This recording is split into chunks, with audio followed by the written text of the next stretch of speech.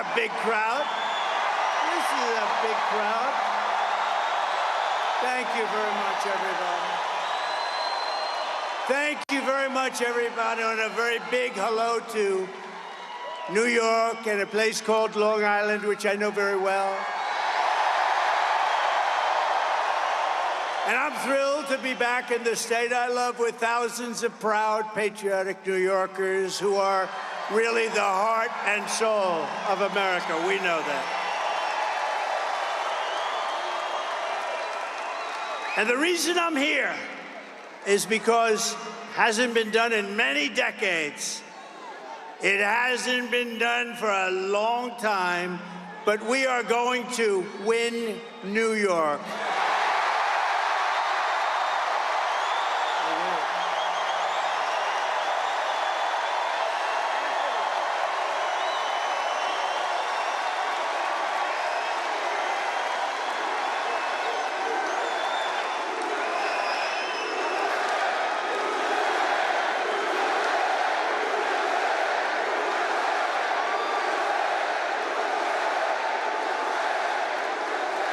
And that's the first time in many, many years that a Republican can honestly say it, and we're going to do it. We have to do it. We do it, and the election nationwide is over. We take over the White House, and we fix up our country, okay? We fix up our country.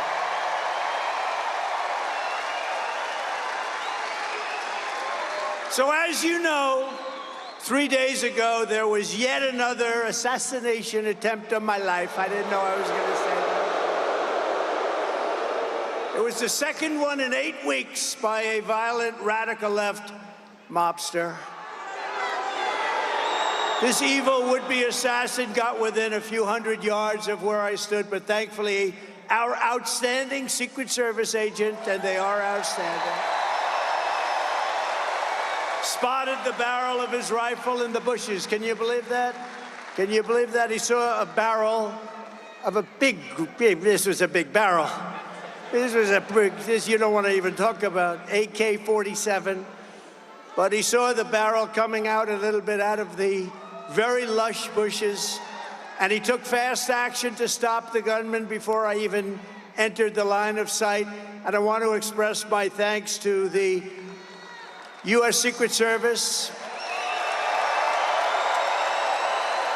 who was there that day, and to all of the sheriffs and law enforcement down in Florida, the heroes who helped to apprehend the attacker. And by the way, you possibly heard the story. So the secret agent, service agent, pulled out the gun and started shooting. He said, "Our barrel." He didn't talk like a lot of people. They talk. "How are you, sir? What would you like to talk about? Would you like to talk about the weather?" No, he pulled out the gun and he started shooting at him. And the villain... No, but think of this. This could only happen with a woman because men aren't smart enough, I hate to tell you, fellas. So he dropped his gun. His car was a block away, and he started running because they had him. And he was running.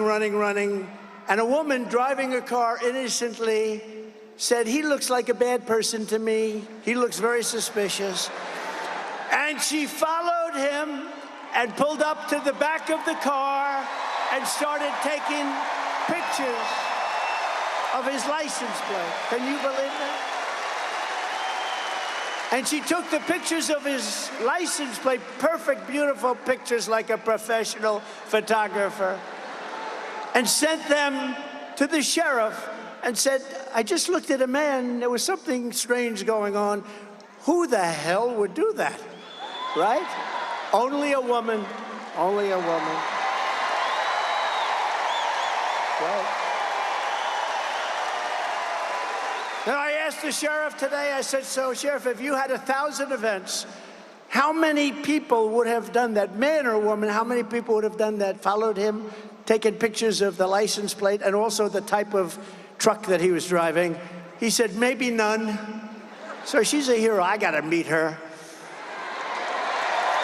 And because of that, they were then able to catch him in a very speedy drive down the various highways in Florida, but they got them, and they got them fast. But I think it's incredible. So the agent and that wonderful woman, and with all of my heart, I thank you all for your incredible valor. What you've done is incredible. What the people of our country and law enforcement does in this country is incredible. Tonight, let me also deliver a message straight to Kamala Harris. Have you heard of her?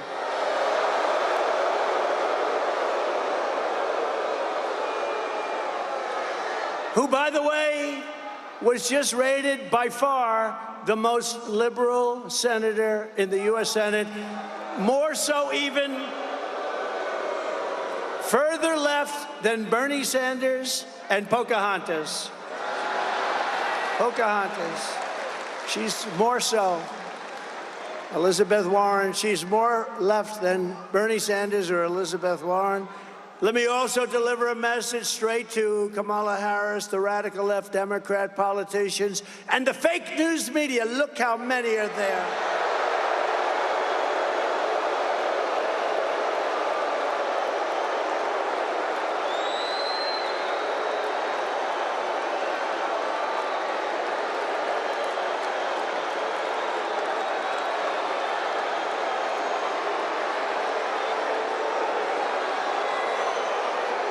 We've got to get our media back in this country. We've got to get them back.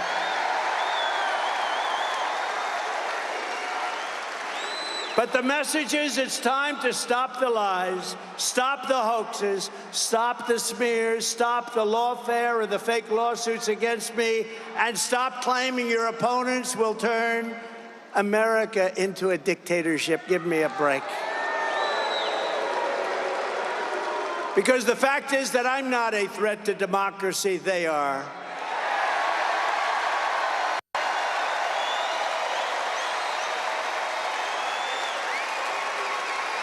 They're doing things in politics that have never been done before in the history of our country. And worst of all, with their open borders and bad elections, they have made us into a third world nation, something which nobody thought was even possible. Americans deserve a campaign based on the issues. We try and keep it on the issues. And God has now spared my life. It must have been God. Thank you.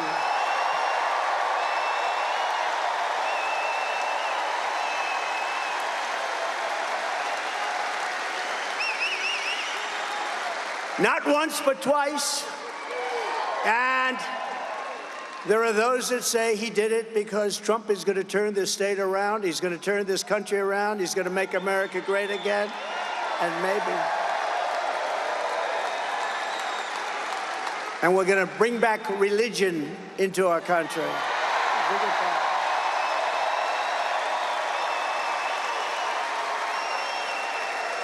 These encounters with death have not broken my will. They have really given me a much bigger and stronger mission.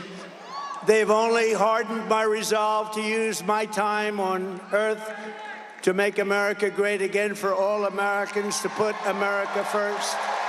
Gonna put America first.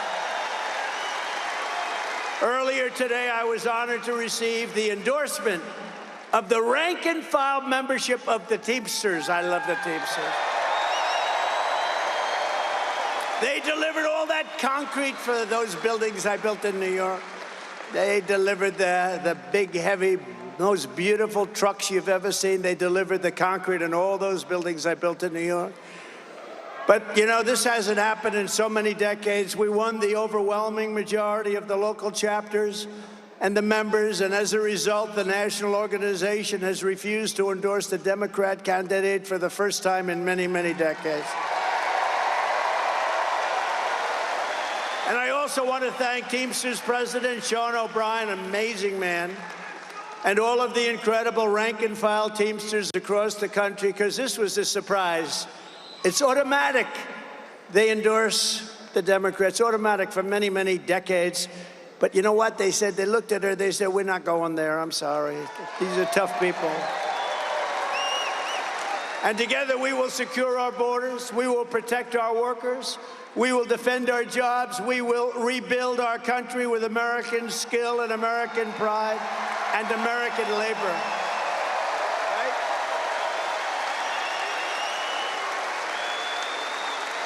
And just as a little side note, we should give them a round, especially because of what they and how they voted today. If they voted the other way, I wouldn't give them a round.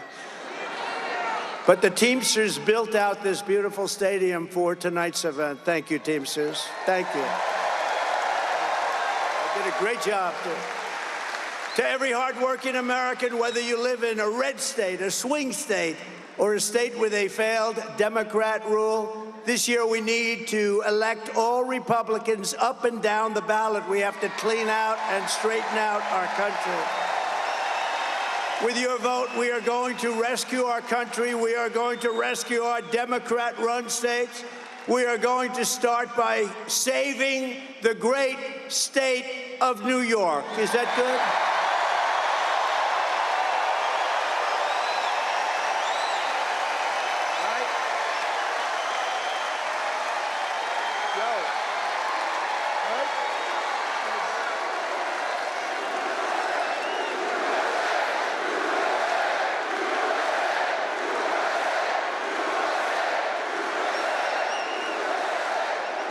When I told some people in Washington, yeah, I'm going up to New York, we're doing a campaign speech, they said, what do you mean New York? You can't ever, nobody can win, Republicans can't win. I said, I can win New York and we can win New York. We're going to win New York. And if you vote for me, I'm going to reduce your taxes, reduce your crime, and reduce your levels of stress, because you have a lot of stress. The only thing that I will increase are your incomes, and your love for your state will come roaring back again. Throughout American history, from generation to generation, New York has always set the standard for American life, and they have. It's been a high standard, too. Our cities were the center of business, arts, culture, our streets, ports, waterways, and they were the arteries of American commerce. They were absolute arteries. And our towns like Uniondale, Levittown, Hicksville, Huntington, these were great, great towns where you grew up and you loved and you stayed. But look at what has happened to New York and the other states, all run by radical left Democrats, every single one of them. Our heavy industries have exported overseas, and our middle class has been eviscerated, right here at home, been eviscerated. Housing costs are out of control. Inflation has cost a typical family $28,000. Think of it, in less than 4 years, $28,000. And we filthy encampments. We have horrible, disgusting, dangerous, filthy encampments of junkies and homeless people living in places that our children used to play Little League baseball, which they don't get to play very much anymore, do they? Over the past 3 years in New York City, there has been a 29% increase in robbery, a 36% increase in felony assault, a 42% increase in grand larceny, a 75% increase in carjackings. Did you buy a nice car lately? Well, 200 police officers leave the NYPD, New York's finest. I always say, I knew it well, New York's finest. They leave every single month, 200 people a month. Incredible people. They're incredible people. The trains and subways are squalid and unsafe. The median of our highway, all those medians, they spend all that money, they're falling down, they're rotting. Businesses are fleeing. The mobs of illegal migrants are being put up in luxury hotels at your expense, while our great veterans live on the freezing or steaming sidewalks right outside the main entrance to where the migrants enter their hotel. Think of that. Think of it. We have veterans lying on the street, squalid, lying on the street, sometimes freezing, sometimes it's hot, it's summer. And they're looking at people come in, just came into our country, and they're going up to the 17th floor of their suite. How crazy has our country become? And can you imagine what those veterans, when they watch this, must be saying? But listen to this. Can you also imagine what the migrants must be thinking? They're saying, can you believe this? We just came from a place, in many cases, they were in prisons. And now they're living in hotel suites while our veterans are living on the street. And so I say to the people of New York, with crime at record levels, with terrorists and criminals pouring in, and with inflation eating your hearts out, vote for Donald Trump. What the hell do you have to lose? What do you have to lose?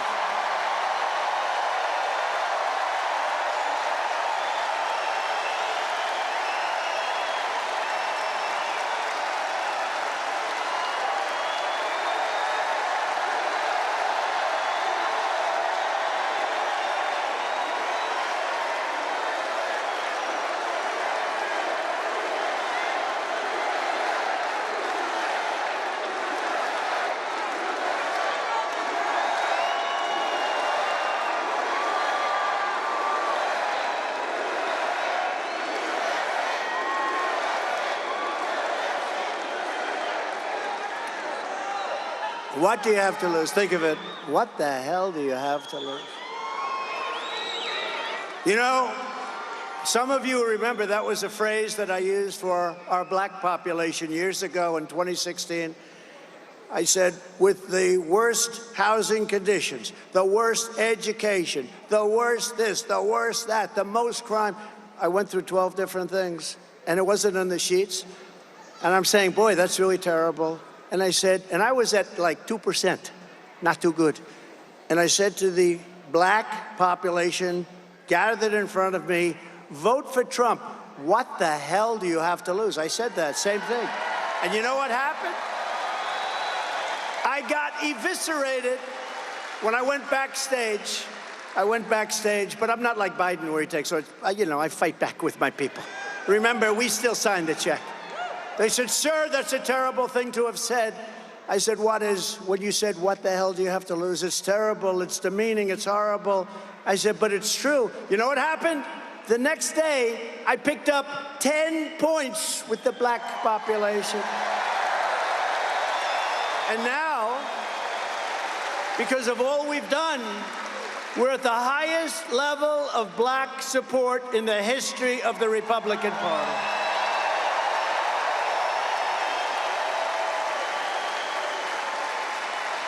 And by the way, the Hispanic support, do we have any Hispanics?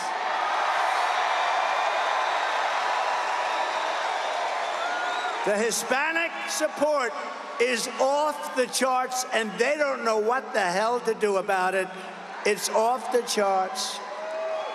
And we just had some great polling come out. I think the most accurate poll over the last 8 or 9 years was Rasmussen. They just came out with a poll that we're 5 up. We're 5 up. 5 up. We should be 35 up, to be honest with you. But, some people can't break an old habit. That's really what it is. So I say to you, vote for Trump, and I will turn it around very quickly. With 4 more years of Kamala Harris, New York State will be like a third world nation if it isn't already. It is. I think it is. With Trump, the Empire State will once again be the envy of the entire world. We will have no crime, only success. And unlike your current radical Democrat regime, I'm not driven by partisan ideology. I'm driven by results, and I'm driven by New York common sense. It's common sense, right? Right? It's common sense. I like to say the party, this is a great party. I like to say the party is really, we're conservative and all that, right? Who knows? You know what we are? We're really people with common sense. We need walls. We need good elections. We want low taxes. We want great police officers that are well taken care of. We don't want to defund the police. We're the party of common sense more than anything else, and it's picked up a lot of steam. It's true. My first week back in the Oval Office, I will clean up and call up your governor and mayors all across your state, and I will tell them it's time to work together. They're largely Democrats. It's time to work together for the good of the people. Going to do it. And despite all of the persecution I've endured from the corrupt judicial system in New York, it's a corrupt system. I love the people of this state, and I want to give back. I want to give back to you. I've had a great life. I want to give back to you. We're going to give it back to you. We're going to make this city and we're going to make this state incredible again. Together, we will rebuild our roads, bridges, highways, and airports. They're falling apart. They're falling down. We will renovate New York subway. Oh, that's beautiful. I used to go to school in the subway. Can you believe it? I mean, I like to say it's not so long ago, but it probably is. What do you think, Bruce? I guess it is. But my parents would drop me off at a subway, and I'd go to Union Turnpike, or I'd go to wherever They had no fear that I was going to be disappearing. They would take me to a subway, put me on and say, bye, darling, bye. If you do that today, you have about a 75% chance that you'll never see your child again. What the hell has happened here? What has happened? We will renovate the New York subway so that the greatest city in the world finally has, again, the greatest transit system anywhere in the world. You have the basics. We have to clean it. We have to take care of it. We have to give it a little love. And we have to get the criminals the hell out of there. We will once again support our incredible police officers, New York's finest. A lot of them.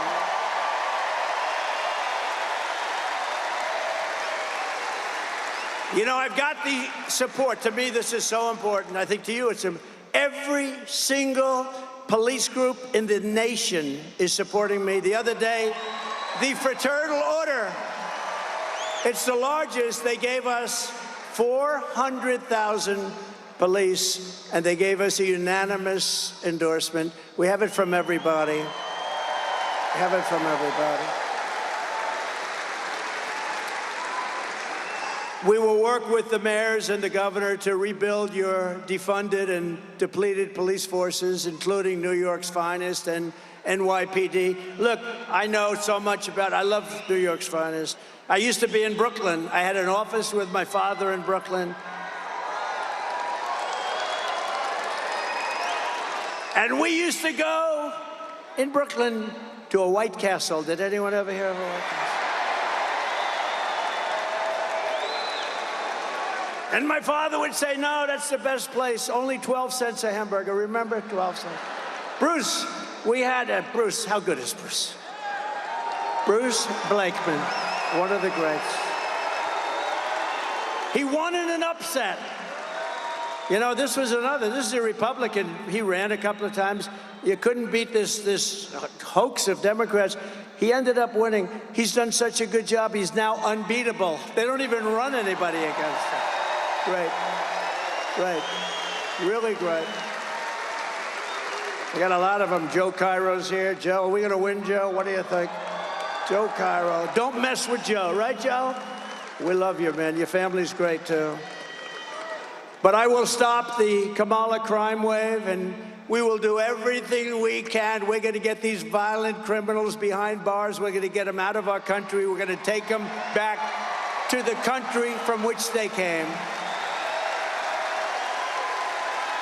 A few months ago, I visited with the grieving family of a New York City police officer, Jonathan Diller. You know Jonathan Diller?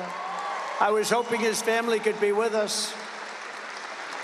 He was just 31 years old, gunned down during a traffic stop by a vicious thug, leaving behind his incredible wife, Stephanie, and family, their one-year-old son. What a son. And it's, are you here? Are they here? They could be here. Is Stephanie here? Because, you know, it was a bond, and she was so great, and I think she's here. It's hard when you have 19,000 people.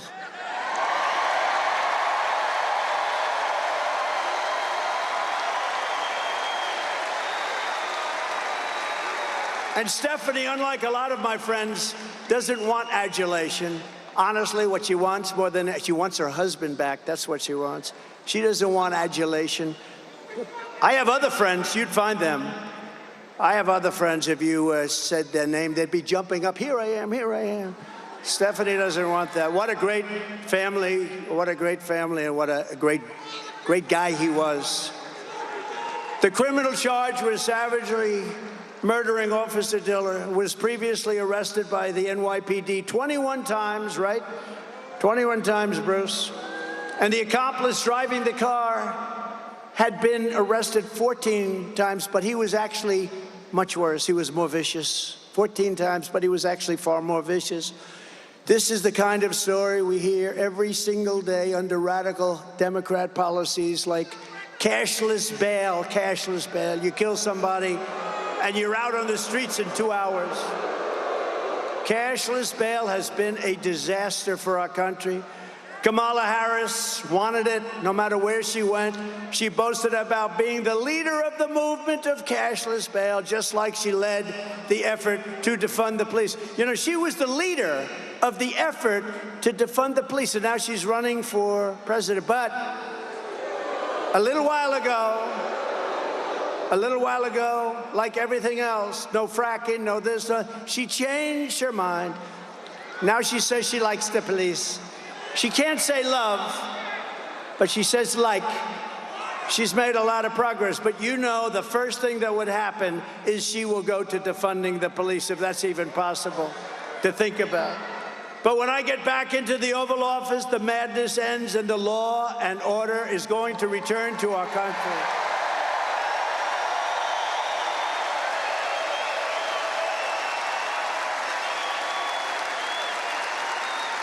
A fully reformed Federal Department of Justice will deliver massive public safety funding for New York and other Democrat-run cities that are under siege.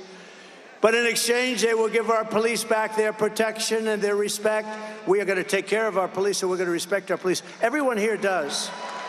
I tell the officers all the time, you have no idea how the people love you, but sometimes they don't feel it because of what the Democrats do to them. They will end deadly sanctuary city policies. They will terminate cashless bail, and they will return to proven policing methods like we had under Mayor Rudy Giuliani that made New York City the safest big city in America.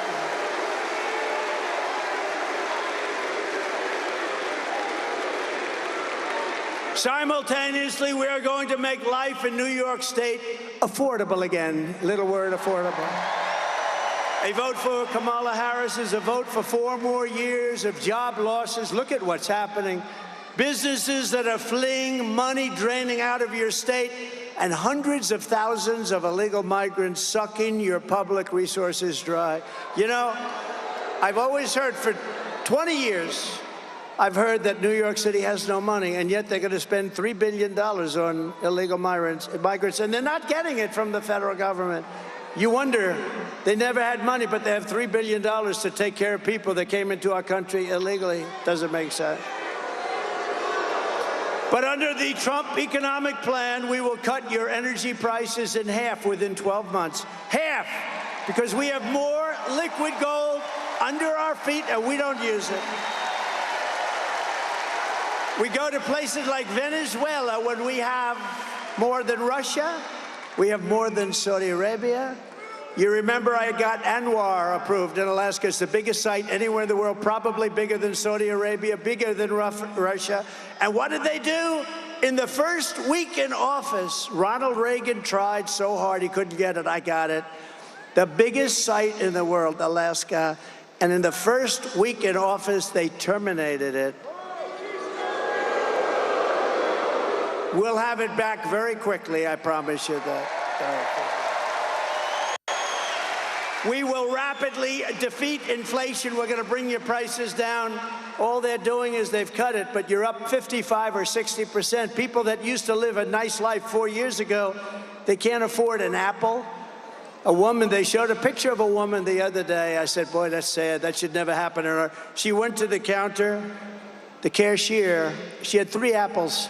And when she was standing with the cashier, she realized she didn't have enough money for one of the apples, and she took the apple, brought it back, and she bought 2 apples. That shouldn't be happening in our country. That shouldn't be happening in our country. We will cut interest rates, cut insurance costs, and insurance is horrible. And massively, we will cut your taxes again. I gave you the largest tax cut in the history of our country.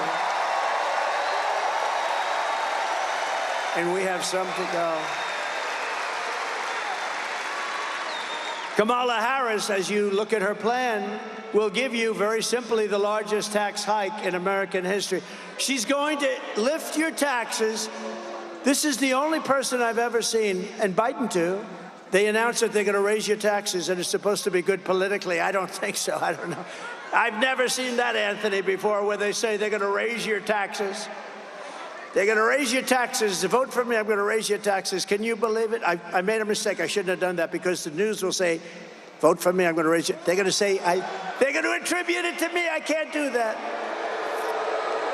I told our great First Lady I will not be sarcastic anymore. When you joke or when you're sarcastic, the fake news will take a story like that. I'll say, I never said I was going to raise your taxes. Yes. Vote for me, I'll raise your taxes. Kiddingly, kiddingly, kiddingly. These people are the worst. When I imitated Joe Biden because he couldn't get off a stage, so I'd imitate him because he couldn't find the stairs and look around. He finished the speech, the speech would last maybe 3 minutes, maybe a little less than that. And then he'd want to get off the stage, and it'd always go like this. But you remember, we're not running against him, we're running against somebody who's actually much worse. Ready? And he'd go like this, huh? And then he'd walk in a different direction. It was the weirdest thing. And Secret Service did a great job. They'd come up in the stage and they'd pull him out. Like today, we have 4 or 5 stairs. You always have 4, 5, 6 stairs. The more it's government-owned, the more stairs you have. But you always have a lot. So I said to our great First Lady, who can draw a crowd? Did you watch me tonight on television, First Lady? People love our First Lady out there.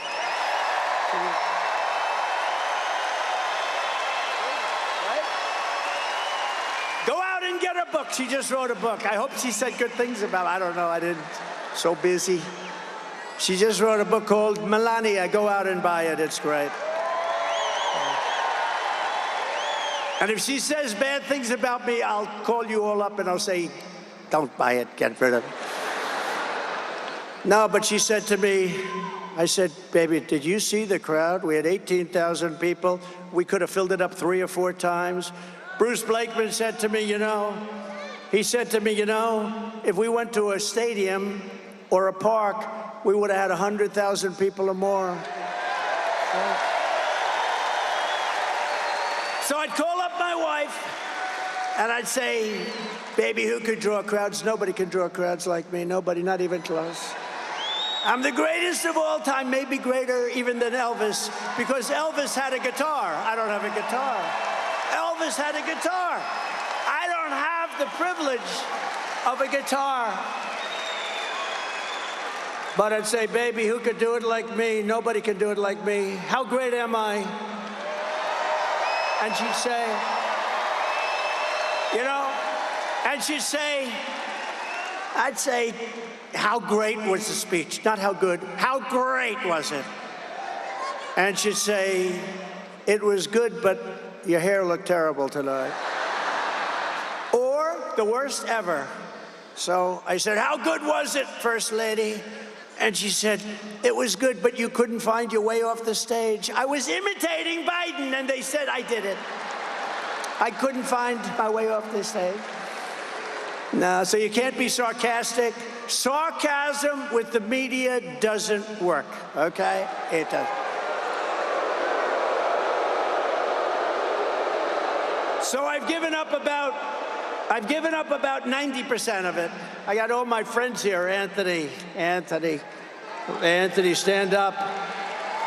Anthony Lomangino, one of the greats of all time. He said, I have a big business problem. What? I have too much cash. I don't know what to do with it. I said, I've heard of worse problems than that, Anthony, right? He's doing good. He's a great man, great businessman, and a great person. Kamala wants income tax hikes, small business tax hikes, capital gains tax hike. How about the capital gains? She wants a tax, unrealized Capital gain. That means she wants to give you a capital gain. Even if you have stock, she wants to give you a capital gain even if you didn't sell it. You know, I know a lot of people, they're very rich, but they don't have cash. They're rich, but they don't have cash. A lot of them. You know, it's like that. Farmers are like that. They have great land, great everything. They make income, but they don't have cash. And you know what I did for farmers and small business in the tax hike? And nobody talks about this. I got rid of the estate tax, so that, or the death tax, as they would call it, so that when you die and you pass it on to your children who you love, if you don't love your children, then it's not going to do you any good. And there are those. Does anybody in this incredible arena, they did a nice job, by the way, fixing it. I remember the old one. Does anybody in this incredible arena not love their children? Who in the arena is rich and will not leave their money to their kids? Because if that's the case, then what they did for you doesn't mean anything. Do I have any hands? 20,000 people and I have no hands. Okay, who wants to leave their money to their kids?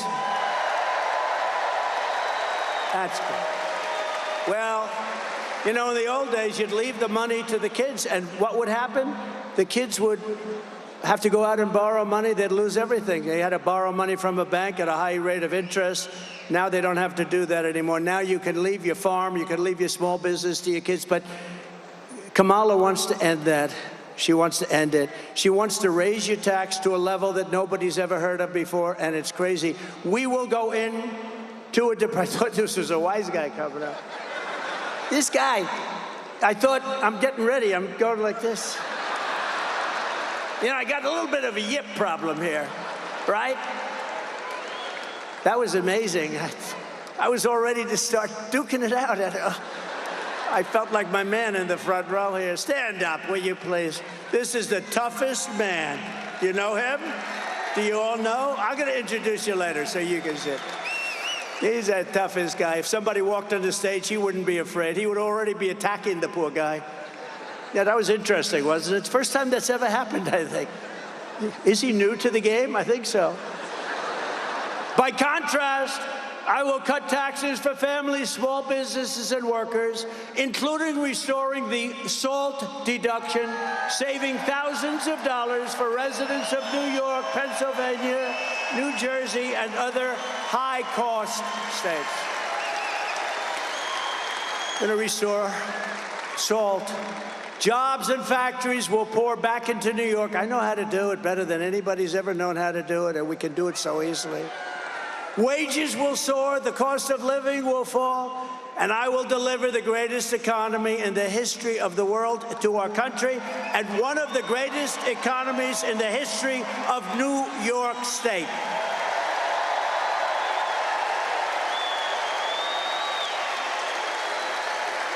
And a key part of restoring safety and saving our economy is stopping the invasion at the border of our country.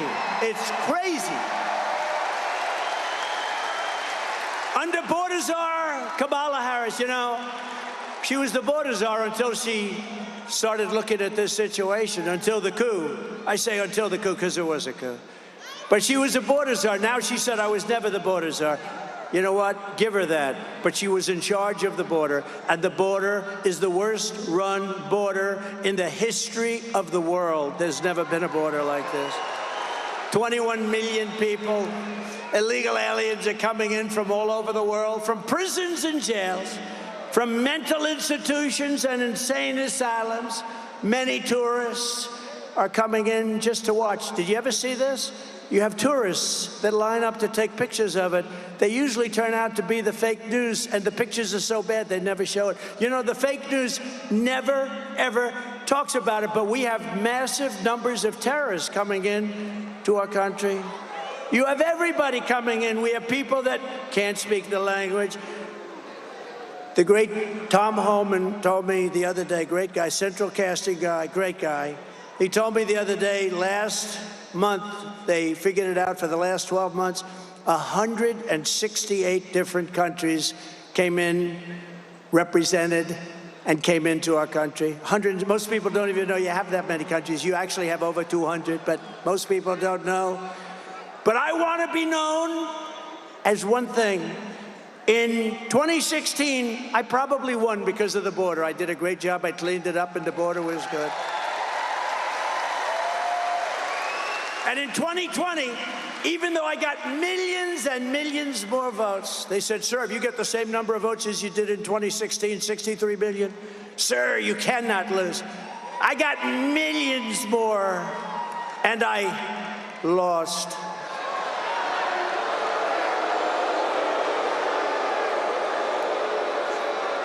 But you know what?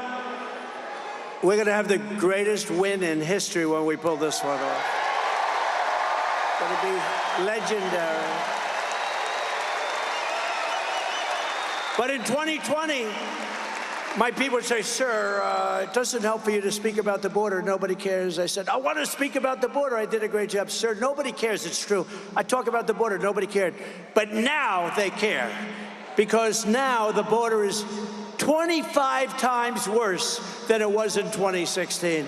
Now the border is not even believable what's happening. And I want to be known as your border president. I'm going to be known as your border president.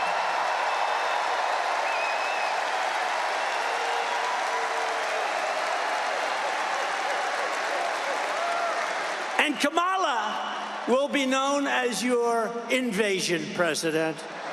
Just let them all come in. Let them all come in. Now, we got to save our country. Our country's going down. If you look at what's happening with the Venezuelans taking over, I mean, they're taking over large pieces of real estate in Colorado, and you have a Democrat governor who's petrified of them. He's afraid. I'd never seen anything like it, and he doesn't want to talk about it. They've taken over your buildings and your land. You got to do something about it. That wouldn't happen with Bruce Blakeman, I can tell you right now.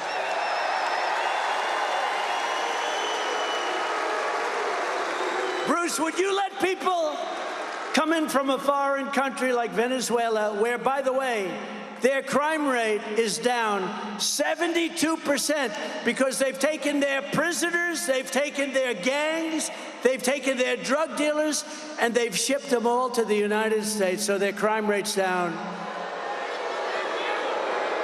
But Bruce, would you ever tell the people that you're supposed to be protecting when they call? A lot of Venezuelans are in here and they have very big guns. Would you say, listen, I don't really want to do anything about it?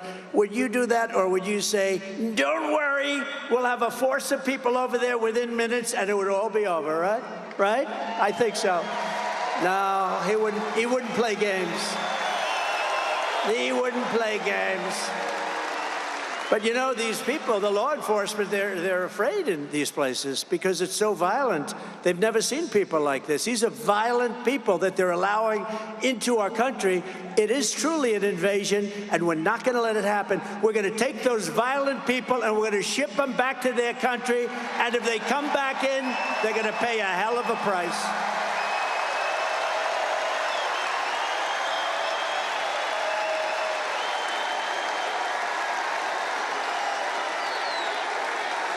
Thank you. We have no choice. We have no choice. It's not like, you know, this is not sustainable by any country. This is not sustainable. How about in Springfield, Ohio? They had 32,000. This is a little beautiful town. No crime, no problem. 32,000 illegal immigrants come into the town, 32. So they almost doubled their population in a period of a few weeks. Can you believe it? And you know what? They've got to get much tougher. I'm going to go there in the next 2 weeks. I'm going to Springfield and I'm going to Aurora. You may never see me again, but that's okay. Got to do what I got to do. Whatever happened to Trump? Well, he never got out of Springfield. I'm leading in Ohio by like 15 points, a lot. And we're going to take care of Ohio, and we're going to take care of Colorado, and we're going to take care of every single state in the union. They're all under siege. A lot of people don't talk about. But think of this. So the mayor of Springfield, and I think he's a very nice person, but instead of saying we're getting them all out, we're getting them out, he says very simply, we're hiring teachers to teach them English. Can you believe it? We are hiring getting interpreters, so when they go to school and take the place of our children in school, we have an interpreter. Each one will have a private interpreter. What the hell is wrong with our country? No. We're getting them out of our country. They came in illegally. They're destroying our country. We're getting them out. They're going to be brought back to the country from which they came. I will protect our country. I will protect our country. Think of it. She will surrender our country. That's what they're doing.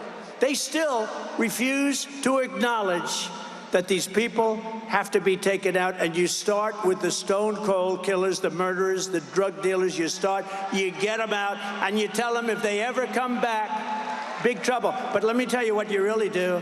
Some of them are so bad you can't take the chance of sending them out because they'll come back. You lock them up, and they're going to be there for a long time. And when they know that,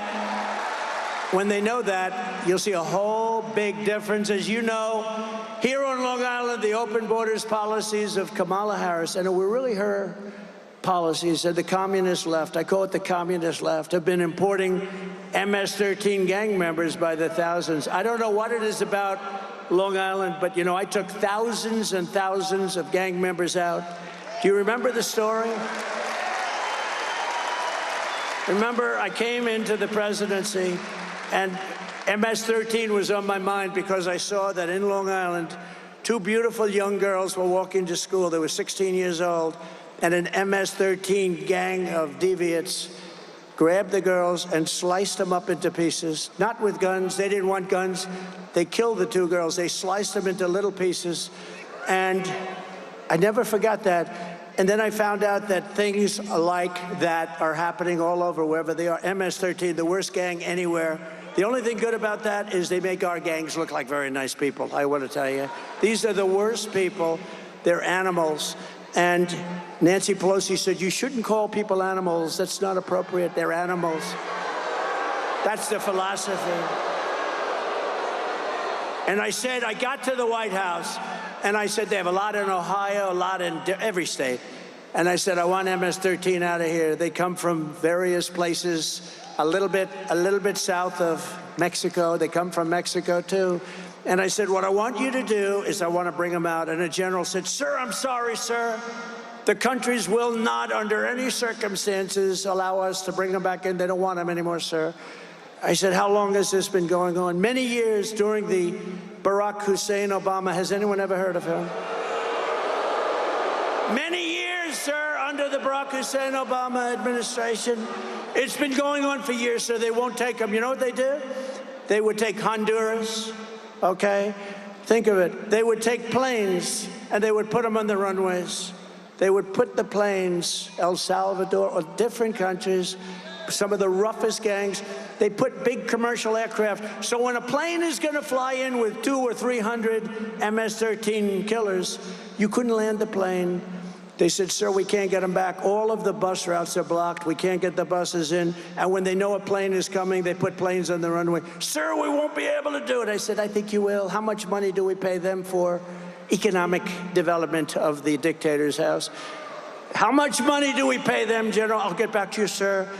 He comes back the next day, sir, we pay them $750 million a year. It's a lot. Let me tell you, it's peanuts compared to some of the money that we pay, but it's a lot of money. I said, inform these countries that under no circumstances are they getting any money anymore. They're not getting any money. They are delinquent. They're not allowing us to bring back people that they forced into our country through caravans. So they informed them, and the next day I get to the Oval Office nice and early, and I get calls from 3 particular countries separately. Sir, there seems to be a problem or a misunderstanding. I said, yeah, there is a misunderstanding. You're not taking your MS-13 people that you sent into our country. You're not taking them back. And I'm going to not give any money to your country forever. You're never getting 10 cents. And in all cases, they said something to the effect, sir, it is so bad that I didn't know about this. I wish I would have known about it. We would love to take MS-13 back into our country. We love them very much. We will take them back, sir. And that day, that afternoon, we started bringing them out of our country by the thousands and thousands and thousands.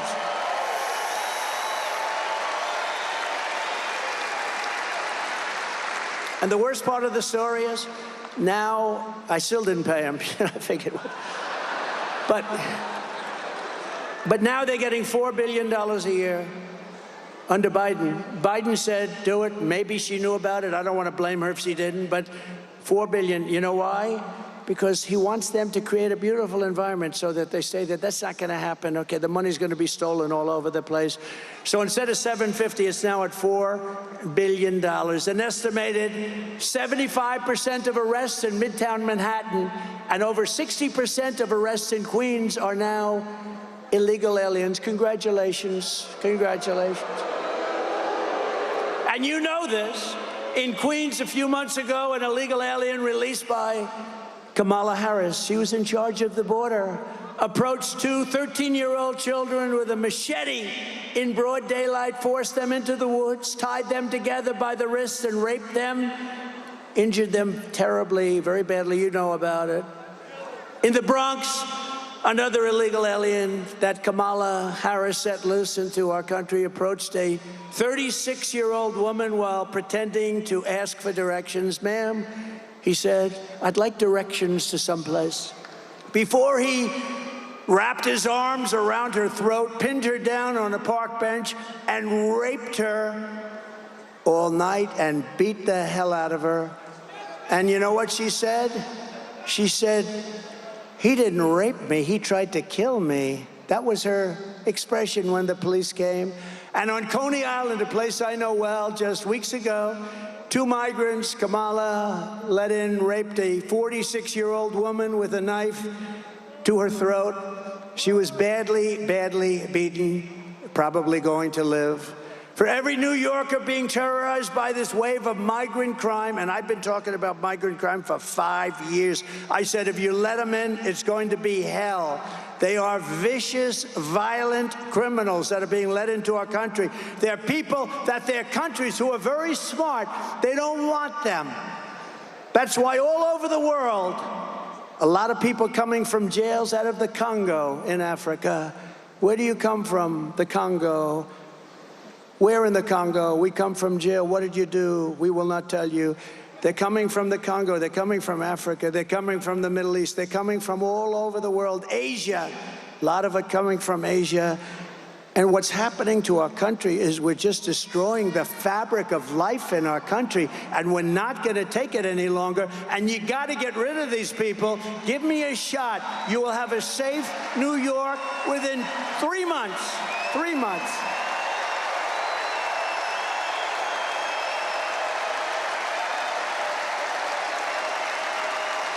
For every New Yorker being terrorized by this wave of migrant crime, November 5th will be your liberation day. It's going to be liberation because you are living like hell. You're living a life like hell. I will launch a special task force of elite federal law enforcement people, many of whom I already know, that are tough, and charge them with crushing the MS-13 remnants. You know, the problem is I got them out, and now they come back in. They just walk back in like there's nothing to it. But eliminating MS-13 in every foreign gang and organized criminal network opening up on American soil. They're coming in by the millions, not by the hundreds. They're coming in by the millions. Think of it. Probably 21 million people. That's probably a low number. We can do all of this and more, but patriotic New Yorkers must get your asses out to vote. Gotta get up. Gotta get up. Harry, get up, Harry. Harry, get your fat ass out of the couch. You're gonna vote for Trump today, Harry. Get up, Harry. Come on, let's go. Let's go, Harry.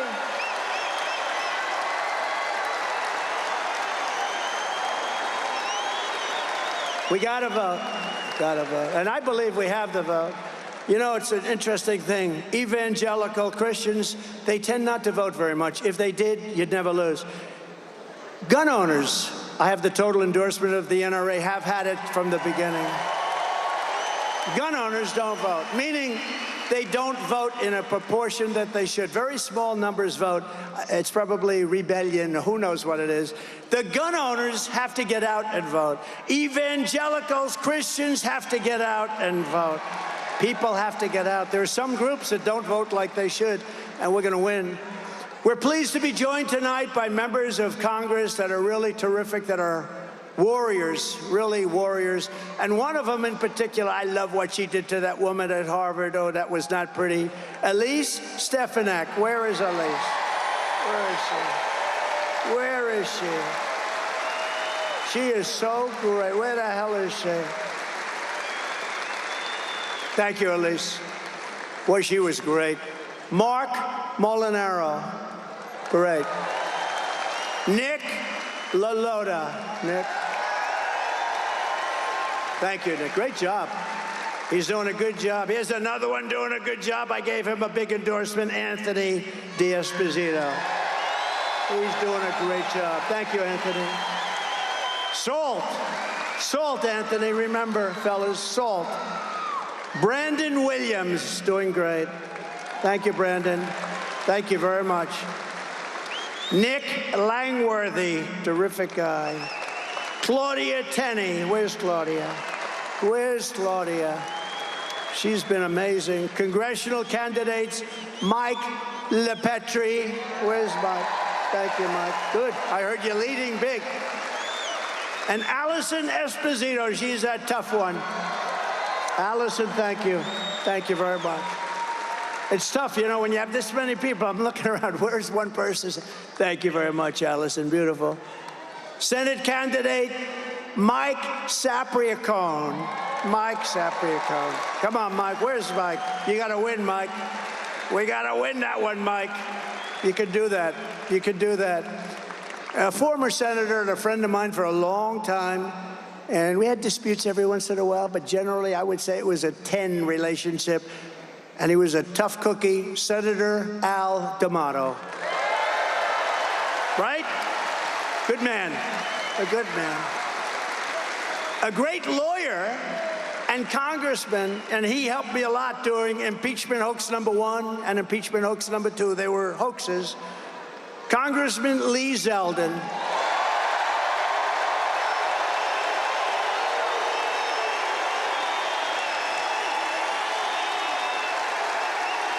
He's great. And he's a big part of our campaign, and I want to bring him to Washington with us. He's a great lawyer. Get ready. Ambassador to Israel, David Friedman, who's fantastic. A mayor who was a fantastic mayor, very shy kind of a guy. He took crime. It was terrible. It was at a level that was as bad as today. And he made New York the safest big city in the world. Rudy Giuliani.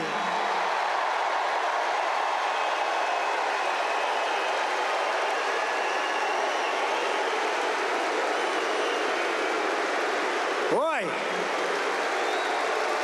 Rudy. Isn't that great?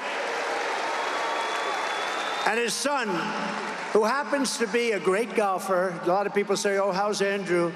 Not that good. Let me tell you, he's seriously good. Andrew Giuliani. Thank you, Andrew. Thank you, Andrew. Did a good job. And a very beautiful little boy who went through hell. But I brought him some presents. That's why I was late for you today. I brought him presents. I said, Liam, do you think the crowd of 20,000 plus a lot of people outside, you know, we put up big televisions on the back of the building, but that's not like being here. It's wonderful. Hello out there. I hope you're enjoying it. Big, big, beautiful screens. We have big screens. Not quite like being in the third row, first row. But Liam LaCastro is here, and he is a great young man. He's gone through a lot, but he's going to be better soon. Right, Liam? And I got him the most beautiful presents.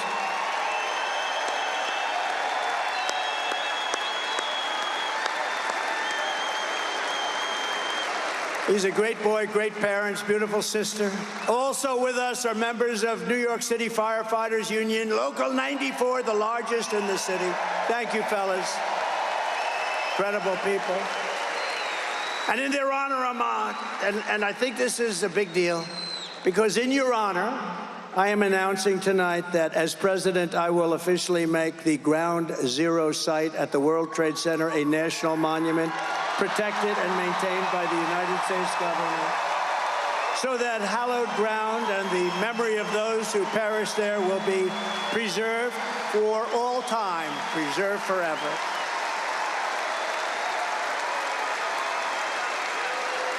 And you deserve it. A lot of great people. I met them last week.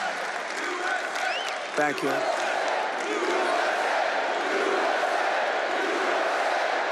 Thank you.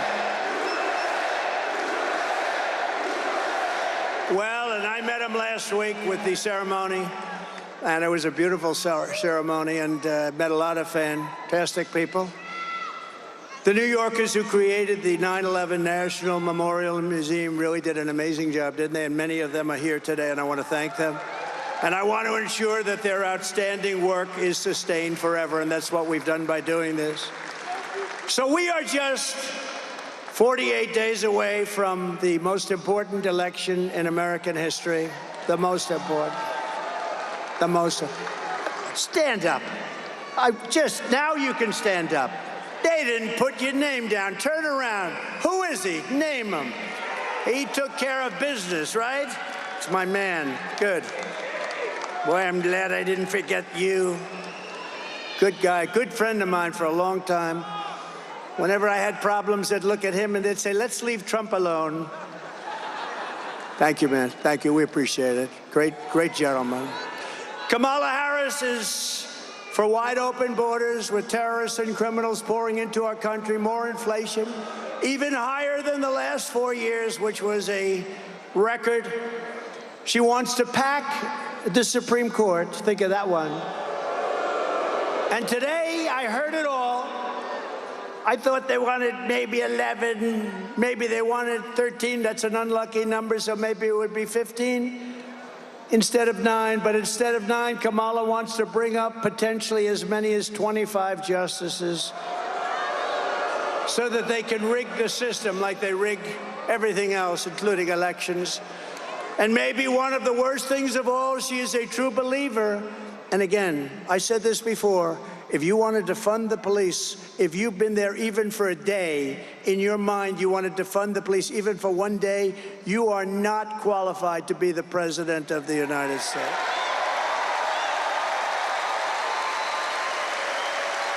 Because anybody who wants to defund the police, we can't have it. We can't have it. It'll go down.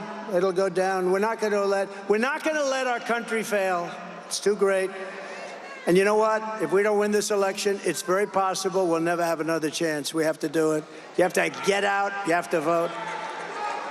But Kamala vowed to abolish ICE. She supports free health care for illegal aliens. How about that one? You don't get free health care. These are all things that she was for years. Now, for the last little while, she's saying, no, I don't really think that was right anymore. 15 different things. She wants mass amnesty and citizenship for all illegals, which means totally bankrupting Social Security and Medicare. She wants to put illegal aliens into your Social Security and your Medicare system, which guarantees their bankruptcy. She says we must not utter the words illegal alien again or radical Islamic terrorist again. And think of this, during her 3.5 years, to me this is the worst thing I talk about tonight, it's unbelievable. During her period of 3.5 years, she was in charge of the border. She lost more than 325,000 migrant children, many of whom have been trafficked, raped, and many of whom are dead. Many of whom are dead. Think of what that is. That's like Yankee Stadium filled up many, many times. Think of it. Think of it. As California Attorney General, she redefined child sex trafficking, assault with a deadly weapon, and rape of an unconscious person. I'd never heard of this. Rape of a very unconscious person as totally nonviolent crimes. She vowed repeatedly to ban fracking. She imposed a natural gas export ban that is crushing the state of Pennsylvania. I'm way up in Pennsylvania, by the way. This helps. She's not going to let, you know, the day after the election, all of these things come back. I hope you know that. She praised the idea of a tax rate of between 70 and 80%, and her only idea for solving inflation is to impose communist-inspired price controls, which have never worked. She pledged to abolish. Does anybody here have private health care? You worked hard. She wants to abolish anybody that's worked hard and made some money. Private health care, no more private health care, and force everyone into a socialist government-run health care with high taxes and deadly wait times. And she even endorsed free sex change operations for illegal aliens in detention, all at taxpayer expense. Now think of that one. They come into the country illegally and they say, I want to change my sex. Oh, that's okay. She's totally in favor of it. I'm sure she'll deny it now, but that's what she is. In 2021, Joe Biden tasked Kamala Harris with bringing broadband to rural America. Rural America was dying for it, and gave her $42 billion to do the job.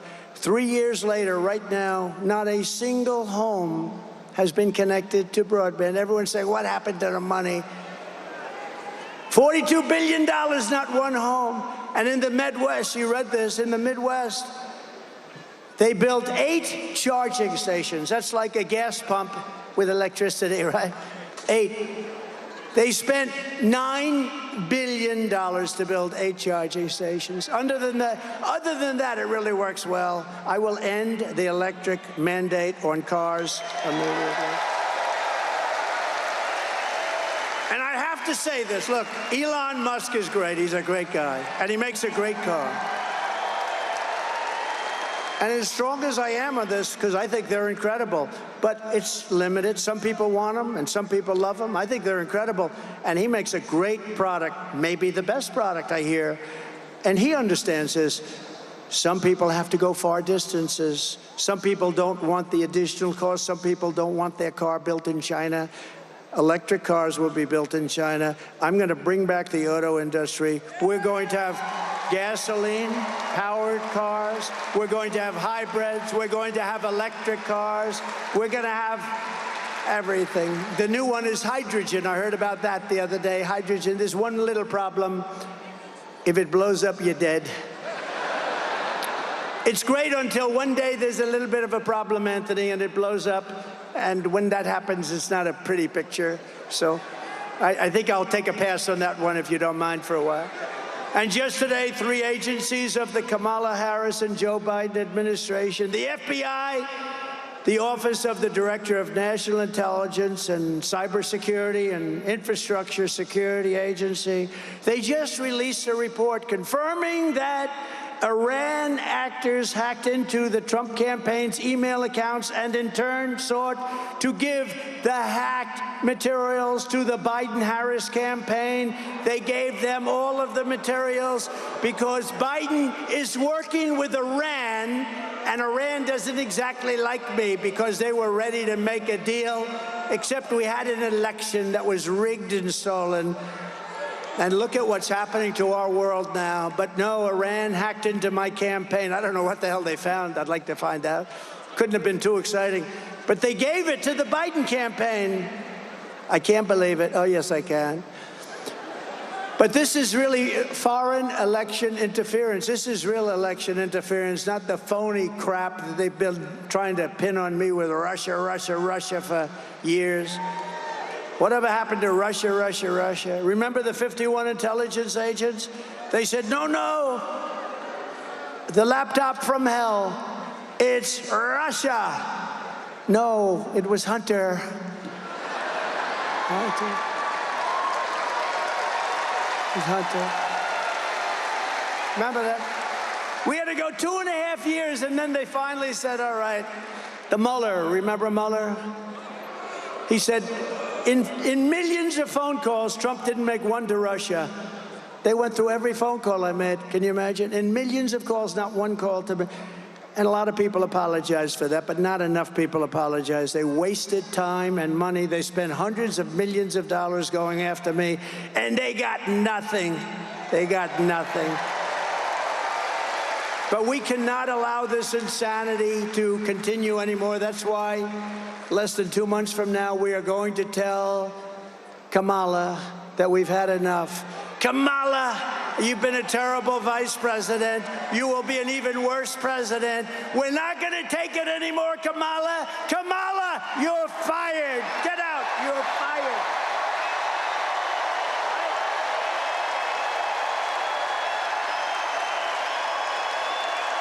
We're not going to take it anymore, Kamala.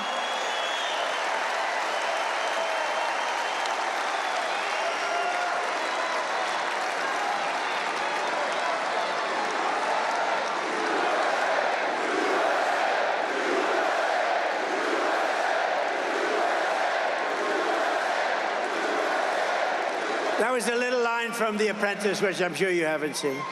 What a great show. Was The Apprentice good or what? From the moment we take back the White House from Kamala Harris, I believe we are going to have the 4 greatest years in the history of our country.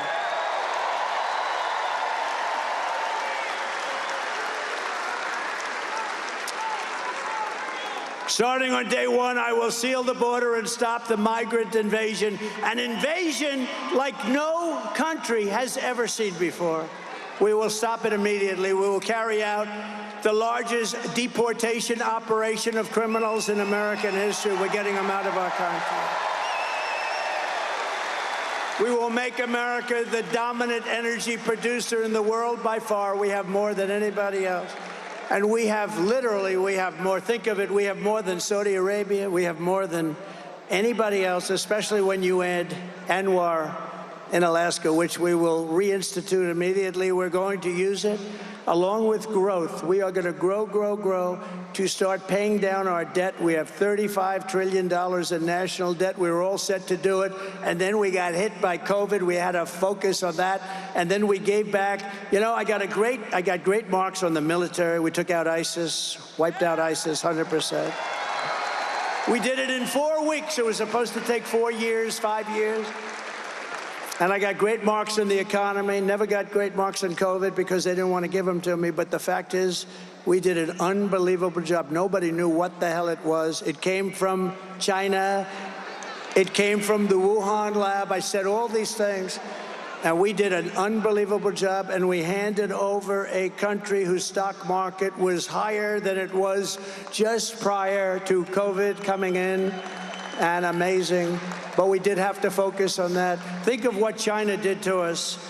The world has $60 trillion and millions of people dead over that disaster. Think of that. The whole world, even China suffered very much. They suffered at the end more than almost anybody. I will turn the United States into a manufacturing superpower more than it has ever been before. We're going to bring back the car industry. We're going to bring back the car industry. Other countries that make us pay a tax to do business with them will be charged the same tax when they send their product into the United States.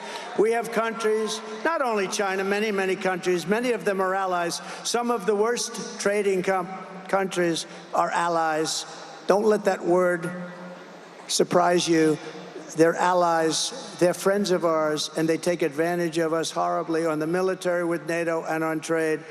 It will be called the Trump Reciprocal Trade Act, and if China or any other country charges us a 200 or 100 or 300% tax, then we will charge them a like 100, 200, 300% tax in return. You charge us, we charge you. And my message is very simple. Make your product right here in Uniondale. Make your product in America. Make your product in America and only in America. And if you do that, Bruce, you won't have to pay a tax. And they'll be coming in here like you wouldn't believe, right? The worst that happens, we'll take in a lot of money, but we don't even want that. We want them to make their product. We're going to bring back the auto industry. Right now, China's building some of the largest auto plants in the world, and they're building them in Mexico. And they think they're going to build these massive plants, literally the biggest in the world. They're going to make millions of cars and sell them without tax across our border. We will put a tariff on all of those cars to a point where they won't be able to sell them, because we want them to build their plants in the United States and hire many of the people in this audience, and that's what's going to happen.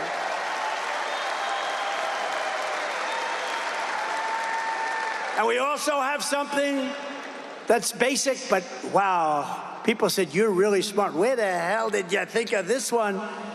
No tax on tips. So if you're a waitress, a caddy, a driver, but maybe better, no tax on overtime.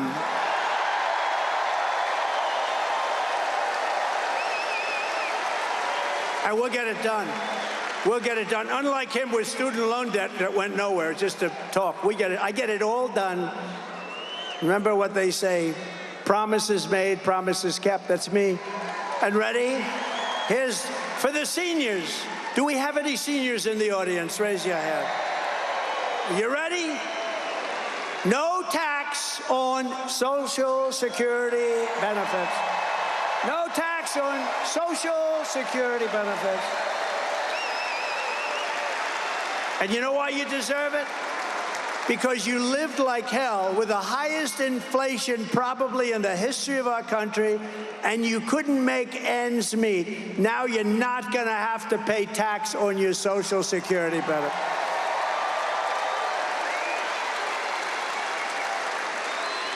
And I will always protect Social Security and Medicare, and they won't. They're going to destroy it. They're putting the migrants all over the place, including there.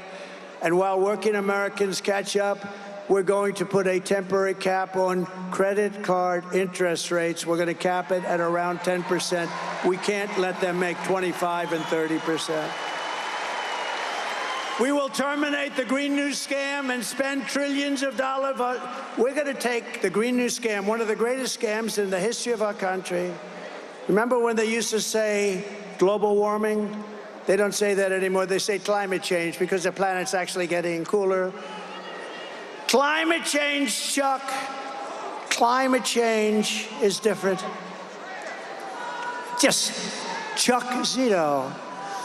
Oh, I feel safe with him in the front row. Are you afraid of climate change, Chuck?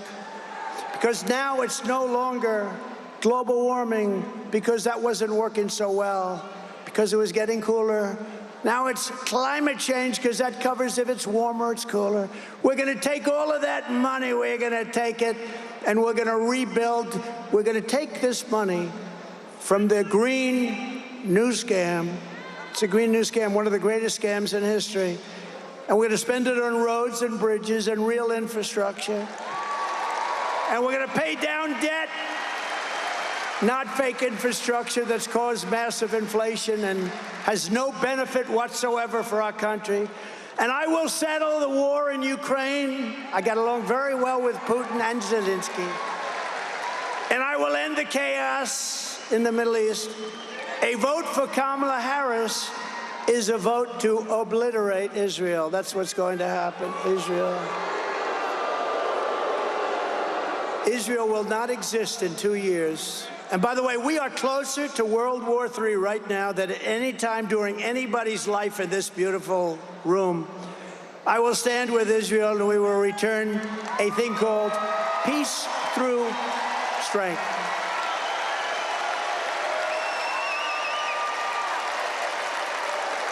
And we're going to get it settled. We're going to get it done. We're going to get it done. We're not going to have war in the Middle East. We're not going to have war with Russia and Ukraine. You know, when I was there, we didn't have any war other than ISIS. I finished them off. We knocked out al-Baghdadi, the founder of ISIS. Think of that. We knocked them off. It was supposed to take 4 to 5 years. I did it in 4 weeks. General Raisin Kane, what's your name?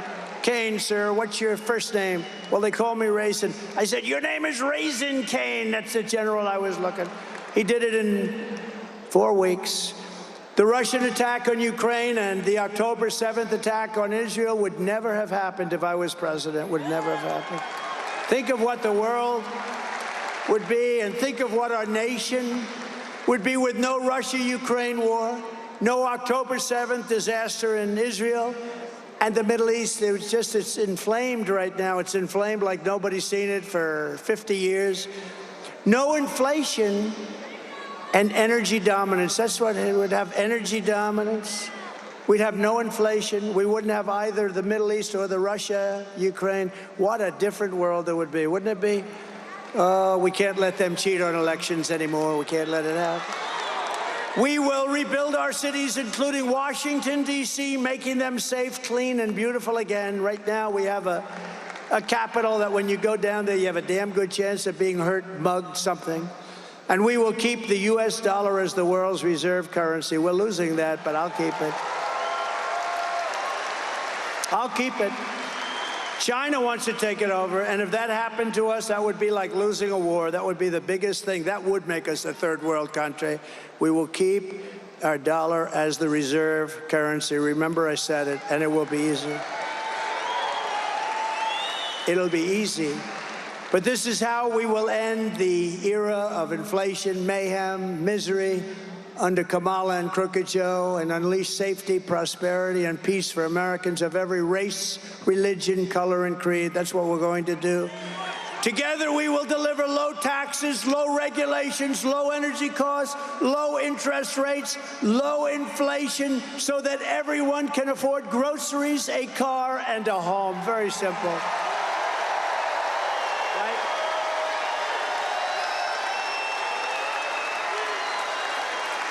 We will stop the invasion, end migrant crime, support our police, strengthen our military. I want to wish a happy 77th birthday to the United States Air Force.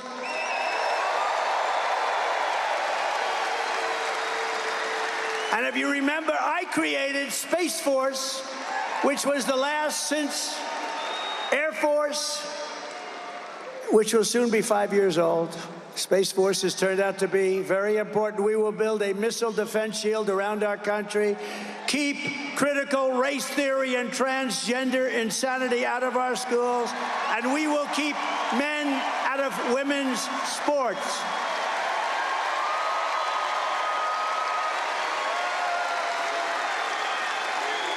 We will defend the Second Amendment, restore free speech, and we will secure our elections, and we will secure our borders.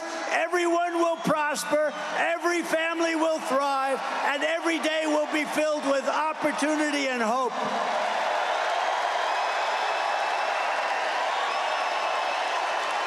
But for that to happen, we must defeat Kamala Harris and the crooked Democrats, and we must stop her country-destroying liberal agenda once and for all. So get everyone you know and vote. We want a landslide that is very simply too big to rig. Too big to rig. Right, Bruce? Too big to rig. Joe, too big to rig. Too big to rig, Joe. I think we can do that, too. On November 5th, we will save our economy, we will rescue our middle class, we will reclaim our sovereignty and restore our borders. We will put America first, and we will take back our country, because together we will make America powerful again, make America wealthy again, make America healthy again, make America strong again, make America proud again, make America safe again, make America free again, and we will make America great again. Thank you very much. We love New York. Love New York. Thank you. All right, there you have it. Former President Trump. That was a rally. And good evening, friends. Goodness gracious, are you kidding me? President Trump was on fire tonight in Uniondale, New York, The president gave his opinion about the 2020 election, and hey, you guys all understand lawfare. You understand exactly how the left operates, and everybody that wants to just try to throw anybody that supports President Trump under the bus. So we have to just go with what's been proven in court, regardless of whether or not judges even listened to or looked at any evidence. We have to go with what was proven in court. So I actually think that the silver lining on how the 2020 election came down is that it woke a lot of Americans up to exactly what the disaster these last 3.5 years have been under Democrat rule. So that's where we lie here at Newsmax. So very powerful evening tonight in New York. Are you kidding me? So much to talk about. Let's jump right into it right now with former 2016 foreign policy advisor and Newsmax contributor, George Papadopoulos. George, my brother, President Trump was on fire in New York. Are you kidding me? I saw the line was down the street, around the corner, and probably all the way to Brooklyn for people to get inside of this rally tonight. What are your thoughts?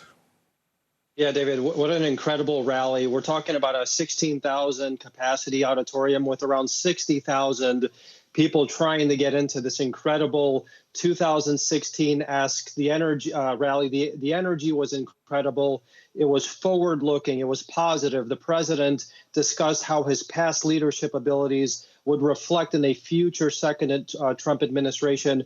He basically exposed a diametrically different vision and description of America between himself and Kamala Harris, the disastrous Biden-Harris administration, and the various successes that he's about to implement during his second term. It was a slam dunk. I haven't heard USA chants at any Democrat rallies that Harris has hosted. It just, the electricity was in the air. I'm extremely positive about where this election is going. And I think the president nailed every single important policy, and the American people definitely reflected that in their applause. Yeah, and they have to see if there's got to be a lot of independents and Democrats, even at this point. You know, I catch myself, I don't know about you, George, but I catch myself anytime President Trump is speaking, I'm like praying against another attempted assassination, praying, hoping something crazy doesn't happen, believing that he's going to be just fine. But it keeps you on the edge of your seat, and that's got to be something I would believe that a lot of independents and even Democrats are probably even more prone to watch President Trump now more than before because of these failed assassination attempts. Yeah, David, at the end of the day, we're all Americans, whether we're on the left, the center, or the right. No one in America wants to see a president harmed. And it's exactly why I believe this disturbing rhetoric that really emanates from the top to the bottom, from the Biden administration all the way to the mainstream media, has basically created this hostile environment where the president really is not safe when it comes to whether it's a rally or if he's out golfing, like we just saw a couple days ago. So I think when the president himself, it was during the beginning of this rally, he basically said it's time to stop this heated rhetoric. We have to unite America, and this is not conducive to any positive America. And if we want to unite America, like President Trump did the first term, this type of rhetoric has to stop. The president actually did not condemn or Biden or Harris at a personal level. He just talked about their policies. He wasn't out talking about them being a threat to America the way that the left characterizes Donald Trump. And that was a smart move by the president. He has the policies behind him. He didn't stick to any personal attacks, and he looked like a great statesman today. And I think all the moderates and the people on the left who did watch this rally, especially because of all the back-to-back coverage around the president these last couple of days, they saw a visionary and somebody who is going to do great for America. Yeah, and they're actually hearing policies that would bring about real change in the economic matters and bank accounts of Americans. I mean, he's gone from no tax on tips, and then Kamala's like, I'm going to rip that off and use it. Then he says no tax on overtime.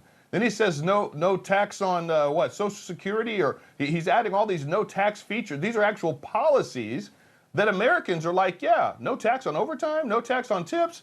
That's exactly what would help me so much in my life. These are actual policies that would mean something to the American people. Yet when Kamala gets asked about the economy, it's just word salad. That has to be sticking out to everybody that's watching President Trump speak. And I certainly think that the great news out of the Teamsters earlier in the day really created this incredible momentum behind the president when it comes to his economic policies, which are tangible for the American people. One thing that President Trump has always been great at is he basically allows the American people to visualize what his policies look like, from trade, security, the border wall, defeating ISIS during 2016. Now he talks about tariffs, and he talks about cutting the various taxes that you just described. The American people see those policies, and that resonates with them because the American people today are struggling. One thing that also struck me that was very interesting and very powerful, Donald Trump has always said he will be the greatest job-creating president in history, which he was. Now he says not only will he going to be the greatest job creator, he's going to be the border president. And I think that was incredibly powerful because so much of what actually happens down at the border affects the American worker today, not only in their pocketbooks, but in their security. And he also invoked the various people who have been attacked by illegal migrants over the past years under the Biden-Harris administration. And I really think that resonates with the American people because they say that this person is not talking pie in the sky like Harris Biden. He's talking about real life issues that affect real life Americans, and he has solutions to these various issues. And that's why I think it was extremely powerful today. Well, and I'm so glad as well that he brought up all of the individuals, the Americans that have been held at knife point, that have been brutally raped, beaten, some of them all night, kids in broad daylight. He brought that up. I wish he would have brought it up during the debate with Kamala. He still mopped the floor with her, but these are things that Kamala has no answer for because she's repeatedly said, they're not illegals. We're not going to call them illegals. They're, well, come to the border. She is the border czar, even though they tried to say she wasn't.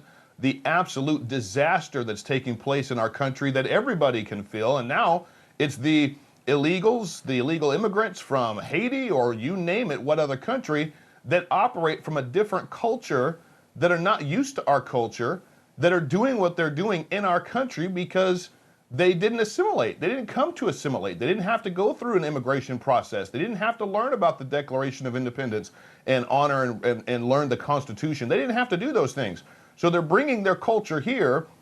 And as we're hearing in Springfield, Ohio, 55, 60,000 population, and they've got 15 to 20,000 Haitians. That will change the demographic and the culture of Springfield for generations if something's not done. And then he laid out his plan for deportation. What were your thoughts on that? No, and he's actually been very clear about this, that he will initiate the the largest deportation policies in history if he's reelected. And I think based on just the various illegal activities by these illegal migrants, because people have to understand, Donald Trump is actually very pro-legal immigration. He wants the best and the brightest of all around the world to come to America and to make America even greater. This is an immigrant country. We all understand that. We've all come from different parts of the world, especially our grandparents, great-grandparents. Donald Trump himself talks about his own mother coming from Scotland. So he's not against immigrants. He's against illegal immigrants who come to places like Springfield, Ohio, that cause